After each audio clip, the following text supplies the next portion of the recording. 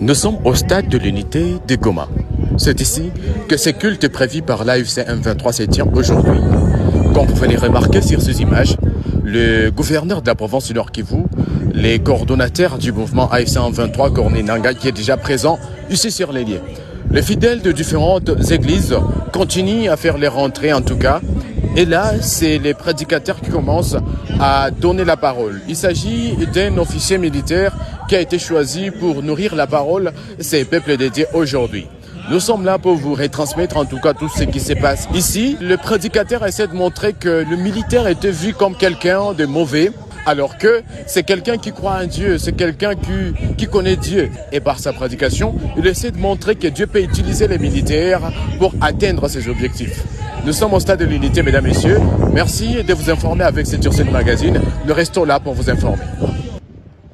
Pendant que l'orateur sera en train de se préparer, hari ukuntu abasirikare tugaragaza cyangwa ntitugaragaza ahubwo batubona nk'aho tutazi Imana. Il y a un caractère dont on nous a toujours donné, nous qui sommes militaires, que nous ne savons pas Dieu. Batubonamo abantu ngira ngo bahawe kudakora ibyiza. En nous regardant, en nous donnant des images comme si nous, on ne peut pas faire de bonnes choses. Ou bien on a été entraîné pour ne fût-ce que faire de mauvaises choses. Et son interprète, pamoja na mtafsiri wake, nous allons demander tutaomba à Mama Esther,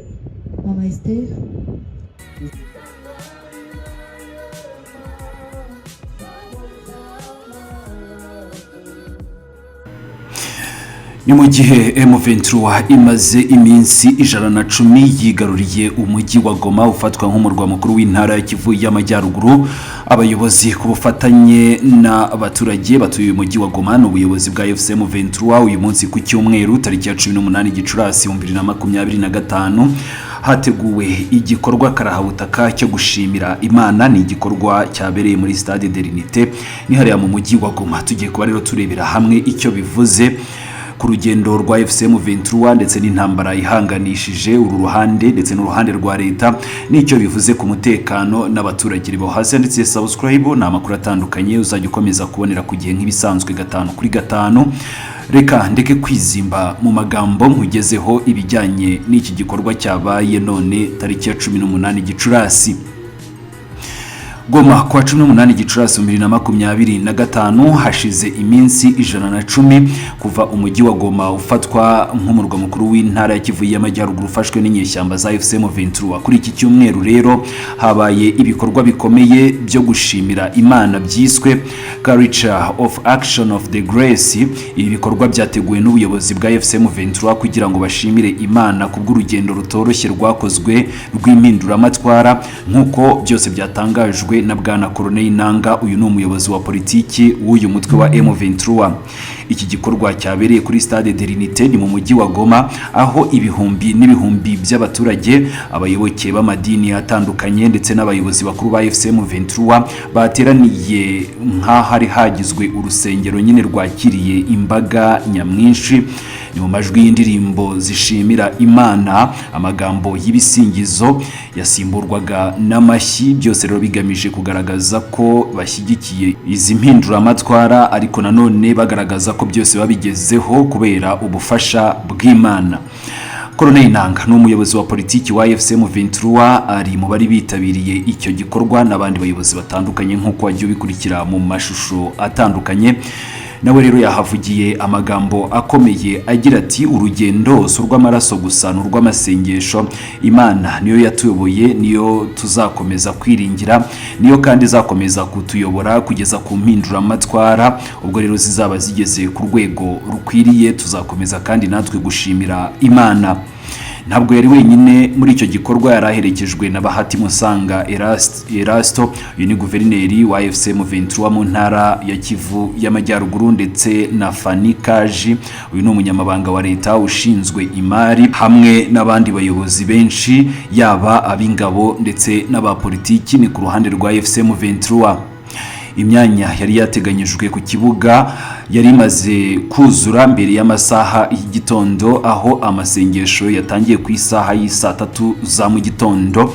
Aba bantu benshi rero bakaba bari bageze ahabereye uyu muhango kare cyane. Amadini atandukanye yiganjemo abaprotestanti, abadivantiste, abayisilamu ndetse n'abayoboke b'itorero rya Kiliziya Katolike bose bari bitabiriye ku bwinshi mu rwego rwo kugira ngo bifatanye n'ubuyobozi bwa FCM 23 mu gushimira Imana yabafashije mu rugamba rurerure rwo kugira ngo bafate ibice bitandukanye bagenzura mu burasirazuba, ari nako bongera gusaba Imana mu rugendo rwabo rusigaye ko izakomeza kubajya imbere.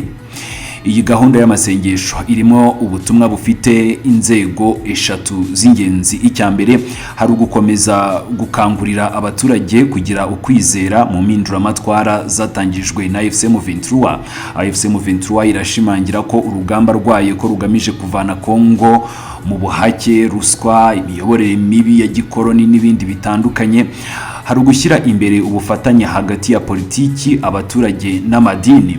Colonel Nanga yagaragaje ko impinduramatwara yifashisha ikoranabuhanga, imbunda n'amasengesho. Gatatu, hari ugucengera ndetse no kwegereza abaturage ideology ya AFCM 23 binyuze mu gusangira nabo imirimo y'Imana, kwiyegereza ibice by'imyemerere ndetse n'imyizerere y'abaturage benshi bo muri Kivu. Uyu musangiro wo gusengera imbere y'abantu barenga ibihumbi byari ikimenyetso simusiga cy'uko AFCM 23 imaze gufata inzego zitari za gisirikare gusa, ahubwo ko na societe y'abaturage ba Repubulika Iharanira Demokarasi ya Kongo muri rusange ko yamaze gufatwa. Guhuza politiki n'iyobokamana bigamije guha imbaraga ideology y'impinduramatwara mu baturage. Ni impinduramatwara za AFCM 23 birumvikana. Nta gushidikanya ko Colonel Nanga nabo bafatanyije barimo gutegura isura ya leta nshya ishingiye ku rugamba rwa gisirikare rufatanyije n'inkingi ya gikristo. Ibi rero biratuma AFCM 23 irushaho kwiyubakira igikundiro imbere y'abaturage, ibereka ko atari umutwe w'inyeshyamba gusa, ahubwo ko ari n'ihuriro ry'impinduka zirimo no gutekereza igihugu gishya. Tugana ku musozo rero, ni mu gihe Kinshasa igikomeje gusaba isi yose kwamagana AFCM 23 muri Goma, ibintu biragenda bigaragara ko ari impinduka gusa. Ubuyobozi bushya buhagarariwe na bwana Colonel Nanga, Bahati Musanga n'abandi batandukanye, Bertrand Bisimwa n'abandi bitabiriye uriya muhango, burimo kugenda bugaragaza ko burimo kwiyubaka mu buryo bujyanye n'umuco, imyemerere n'amateka y'abaturage. Busaba kutarambirwa, ahubwo gukomeza kwihangana no gukomeza kwizera ko impinduka zishoboka. Kuri AFCM 23 ntabwo ari ibisasu gusa bizazana amahoro, ahubwo n'amasengesho, ubufatanye n'imbaraga z'Imana birakenewe. Igoma rero amasengesho yaje kuba isoko y'icyizere ndetse no gusana imitima y'abaturage bari baramaze imyaka n'imyaniko mu ntambara. Rwanda Updates irakomeza kubagezaho inkuru zisesenguye, zizewe kandi zidafite uruhande na rumwe zibogamiyeho.